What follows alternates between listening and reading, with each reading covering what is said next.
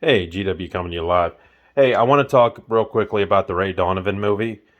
I had very high hopes for this thing. It premiered on Showtime, and it was supposed to pick up after season 7, which it did, sort of. If you watch the entire series, season 7 ended on a cliffhanger. Showtime abruptly canceled the whole series, which was a stupid move on their part.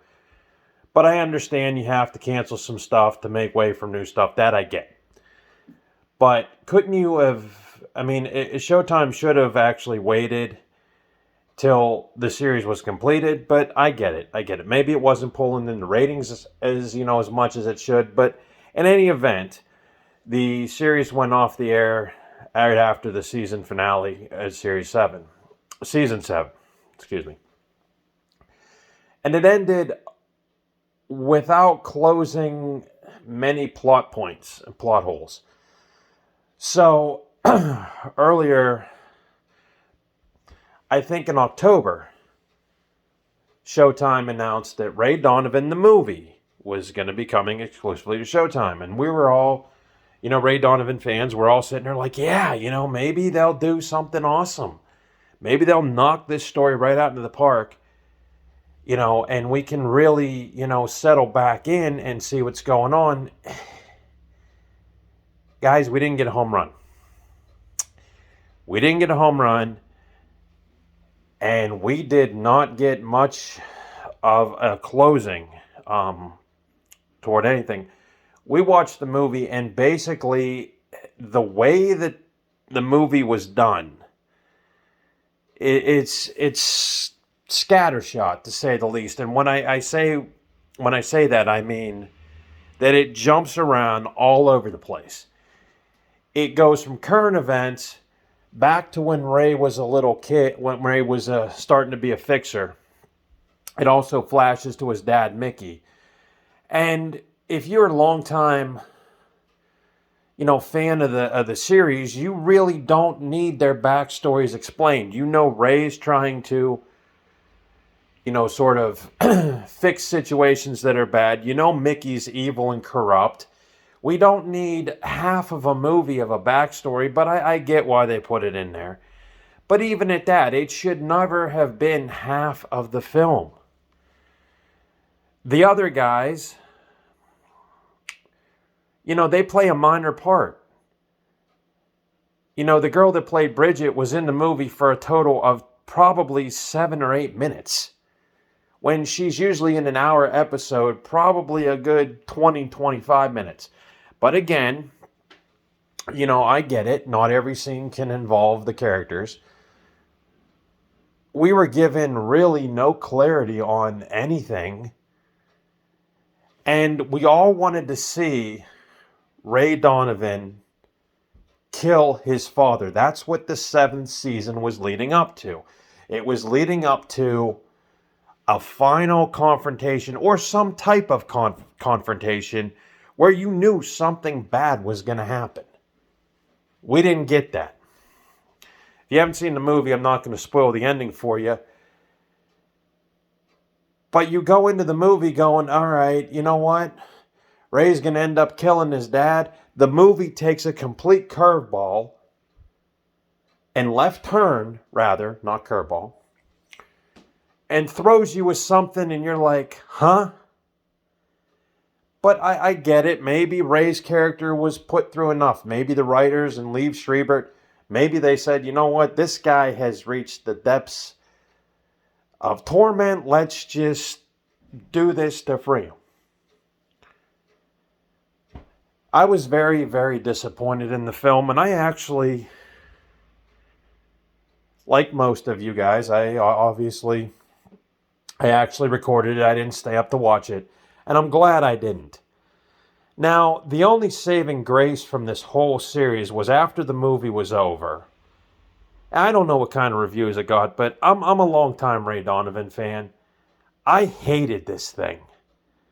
I hated it because it's just, it wasn't what I think fans wanted. And I'm not speaking for, the millions of people to watch. I'm speaking for me. And I do like the character. I do like Ray Donovan. I love the show. It's gritty. It's edgy. It pushes boundaries. You don't know what Ray's going to do. He's caught between cleaning up people's messes in his dysfunctional family. And he's talking to Alan Alda. And Showtime, they made the promos for this thing look so good. Like, they made it look like something happened in the very beginning of the movie, and then Ray flashes back. That's what you kind of get. Or you get like it's the final scene, because the promo showed Ray Donovan, Liev Schreiber, talking to Alan Alda, the characters. And it seemed intense. It seemed gritty. But when you watch the movie, the scene does not even have an impact. It just falls flat. And I appreciate Showtime for letting, Liev Schreiber and all these guys, the Ray Donovan crew, try to knock one out of the park, but it just didn't work. It's like the last episode of Seinfeld for me. That's what it felt like. My wife, who loves Liev Schreiber, who thinks he's a great and marvelous actor, was damn near ready to turn the TV off in the middle of it because the film, it wasn't going anywhere. Now, I am clearly not bashing Ray Donovan the series. I don't want anybody to get that twisted. What I'm saying is that if they wanted to make a movie, they should have done a lot better job. And maybe they were rushed. Maybe the COVID protocols and everything, it didn't work. It's the equivalent of buying a new car, coming home, having it, and glossing over it, wondering what you're going to do with it, or how well it handles, and getting in the car, and the next thing you know, it sputters off and dies. It's useless. That's the equivalent here, So I just want to tell you guys I was very disappointed in the film, and there wasn't one thing that sort of gelled. It just seemed like the direction, it was all over the place. It just, I don't know, guys. I don't know. And Showtime seems like lately, they've canceled Dexter, which, okay, I understand. That I understand. And I get that. And that was well written. We do not need a Dexter movie. And I'm glad we didn't get one. The miniseries closed it up perfectly for me. Shameless. It ended openly. It let you figure out and think about the characters that you fell in love with and what direction they're taking. It didn't force an idea on you. It didn't just say, well, it's,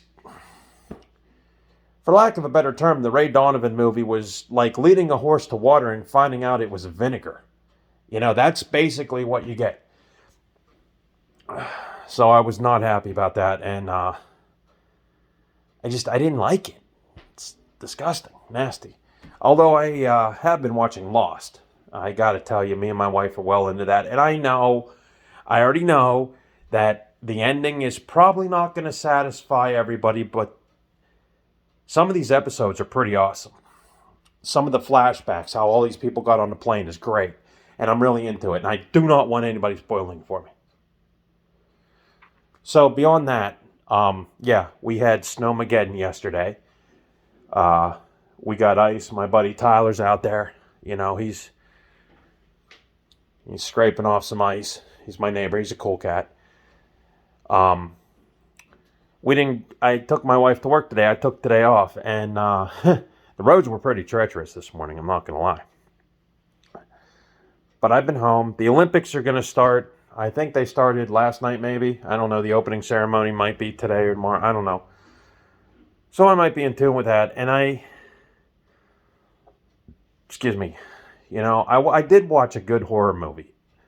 But it's not for everybody. It's an Unearthed Films movie. And it's called Flowers. And it is a gory, visceral, sort of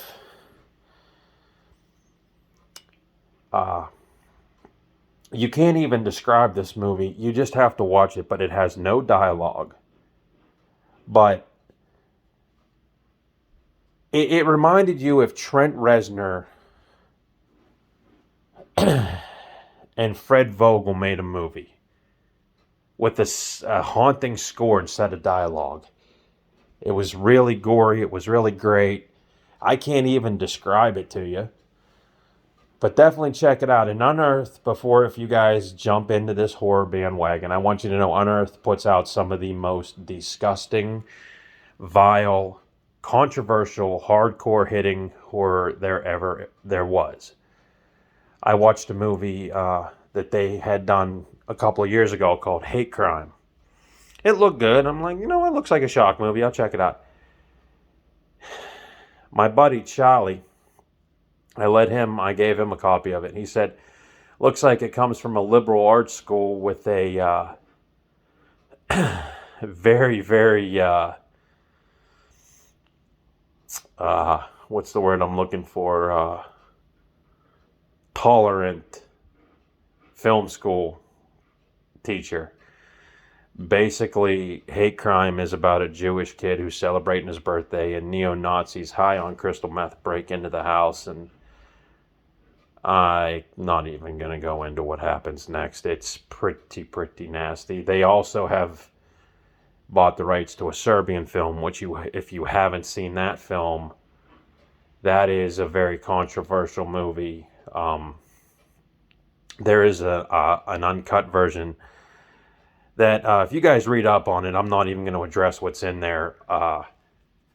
Very, very sick and depraved. But these are the films like they put out. But this one, it was like morbid art. You know, it was almost beautifully decayed, if I could put it that way. I don't know. There was something about this film that I really liked. I don't know what it is. But that's that. So I am going to watch Guillermo del Toro's new movie, Nightmare Alley, and if you have HBO Max, it is streaming on there right now. I'm going to try to catch it tomorrow morning. It is a long one. It's about 2 hours and 30 minutes long. I did want to see it in the theater. It looked pretty awesome. You know, I'm a sucker for the 1900s carnival supernatural deal, so it looked like a natural fit. So I'm going to give you a review on that. But, yeah, I just wanted to say Ray Donovan, if you're a fan of the series, is really, really not worth your time. It really isn't. It just seemed like the writing something was off, guys. I don't know. So, got to apologize. I got fuzzies all over me from this jacket, you know. So, try to look my best, but somehow, you know, sometimes you get these wardrobe malfunctions, you get stuff you don't want, you know. And I know you're probably going to watch this video and go, you know what? Greg had them all over him, but you know what? I don't care. Because we persevere. So anyway, yeah, Ray Donovan, no. That's what I'm saying. Telling you what, I gotta wash this really good, I'll tell you. Got it. Yeah.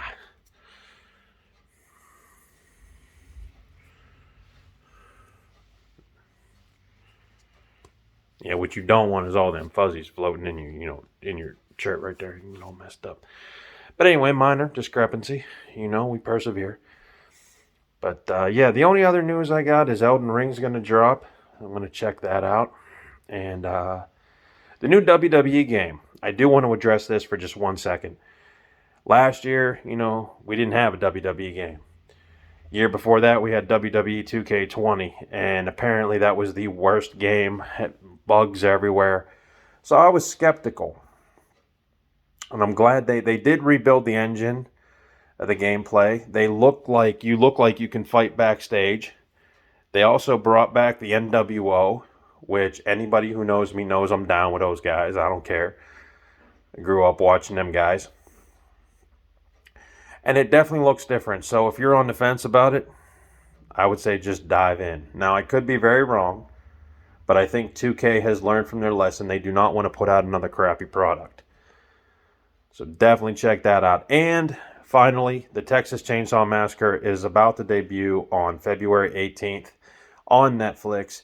There is a trailer circulating around. You can check it out. It really looks kind of creepy. So definitely give that a whirl. And that's about it for me. I am going to just relax. And I know y'all going to be watching this making fun of all these fuzzies. See, look at that. They attack you from everywhere. Look at that. That's all right. Anyway, it's GW. Catch you on the flip side.